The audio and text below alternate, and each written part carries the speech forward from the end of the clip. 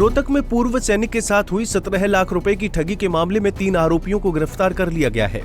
रोहतक की साइबर थाना पुलिस के हाथ ये सफलता लगी है। तीनों आरोपियों को दिल्ली, नोएडा और गाजियाबाद से गिरफ्तार किया गया है, जिनमें से 2 वेस्ट बंगाल के रहने वाले हैं, जबकि 1 गाजियाबाद का निवासी है। पुलिस ने तीनों आरोपियों के कब्जे से 4 लाख रुपए कैश, 8 मोबाइल फोन और 4 ATM कार्ड भी बरामद किए हैं। पुलिस के मुताबिक तीनों आरोपी एक इंश्योरेंस की पॉलिसी ऑनलाइन बेचने वाली कंपनी में नौकरी करते थे और कोरोना काल में कंपनी से निकाले जाने के बाद इन्हें कम सैलरी पर रखा गया, जिसके बाद से तीनों आरोपी ऑनलाइन ठगी के रास्ते पर निकल गए। ये एक धर्मवीर नाम का व्यक्ति था, एक सर्विसमैन है। ये हमारे पास कंप्लेन लेके आया था कि उसके साथ इंश्योरेंस पॉलिसी के नाम पे 17 लाख रुपए का फ्रॉड कर दिया है। इसके साथ 2019 में टेलीफोन के माध्यम से बातचीत शुरू हुई थी कि भाई आपकी एक अच्छी पॉलिसी कर देंगे जिससे आपको अच्छा रिटर्न मिलेगा। तो इसने स्टार्टिंग में पॉलिसियां करवाई, 2 पॉलिसियां करवाई। 2 पॉलिसी के बाद फिर किसी का कॉल आता, अनजान आदमी का, जो किसी इंश्योरेंस कंपनी का अधिकारी अपने आप को बताता है कि भैया आपकी पॉलिसियां ठीक नहीं हुई है, मैं आपको नई पॉलिसियां दूंगा और उससे आपको बहुत अच्छा रिटर्न मिलेगा। इस तरह कर करके 2022 तक इसके साथ कुल 17 लाख रुपए की पॉलिसी और उससे एवज में कैश डलवा लिया गया।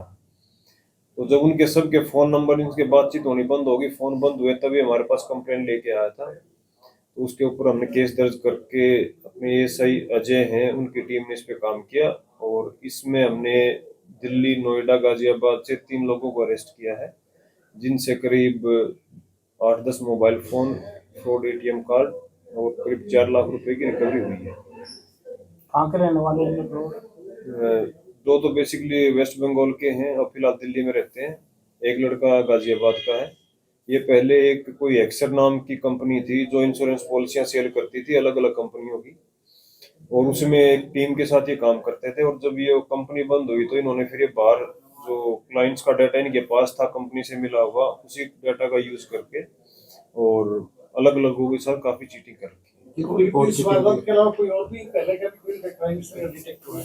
इनके ऊपर क्राइम का डिटेक्शन का My4C को अभी डाटा शेयर करेंगे। जिन जिन लोगों के साथ इन्होंने चीट किया होगा वो डाटा इनके वहाँ रिफ्लेक्ट कर जाएगा और जहाँ भी इसके और केसेस होंगे, ये मुझे पूरा निश्चित तौर पर मैं कह सकता हूँ कि इनके ऊपर बहुत सारे केसेस निकलेंगे इस तरह से। तो मोडस ऑपरेंडी क्या है इसके लोगों की? पूरे कितने लोग इसमें टोटल इन्वॉल्व हैं?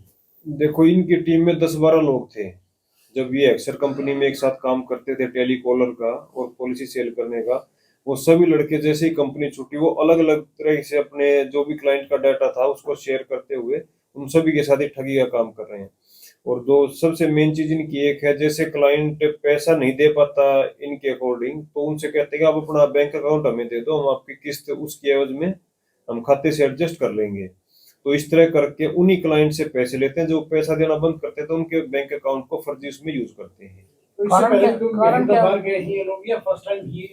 देखो, अब तक जो हमने इनका डाटा चेक किया, अब तक ये फर्स्ट टाइम ही लग रहा है इनका।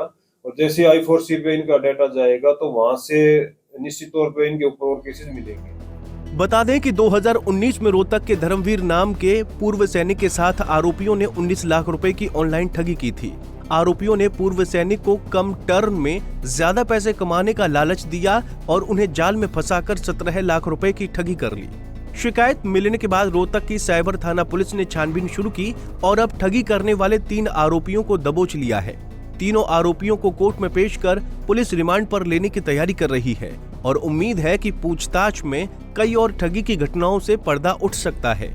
रोहतक से दीपक भारद्वाज, पंजाब केसरी टीवी।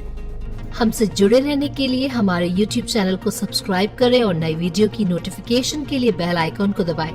अगर आप ये वीडियो Facebook पर देख रहे हैं तो लाइक जरूर करें और ज्यादा से ज्यादा शेयर करें। धन्यवाद।